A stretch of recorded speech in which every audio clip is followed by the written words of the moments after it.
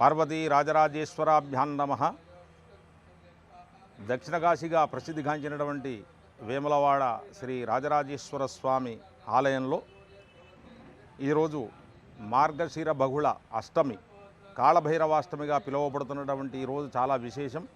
శుక్రవారము.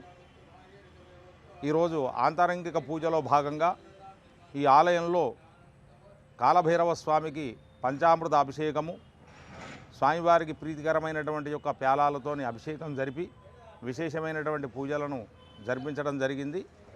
ఆలయ అధికారులు, ప్రధాన అర్చకులు, స్థానాచార్య ఆధ్వర్యంలో ఈ కార్యక్రమాలన్నీ కూడా విశేషంగా నిర్వహించడం జరిగింది.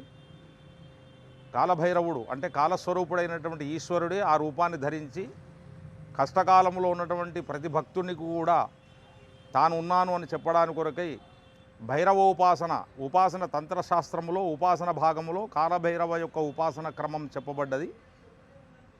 అందులో భాగంగా ఈశ్వరుడు సర్వంతర్యామి గనక ఈశాన సర్వ విద్యానాం ఈశ్వర సర్వభూతానాం, అన్నిటిని సృష్టించేవాడు ఈశ్వరుడే, అన్నిటినీ లయం చేసుకునేవాడు ఈశ్వరుడే, అందరికీ ఊపిరి పోసేవాడు కూడా ఈశ్వరుడే. కనుక ఆ యొక్క మాసాలలో వచ్చేటువంటి చైత్ర అష్టమి, కార్తీక అష్టమి మరియు దుర్గాష్టమి మరియు మార్గశిరాష్టమి, ఈ విధంగా మనకు పంచ అష్టములు చెప్పబడ్డాయి.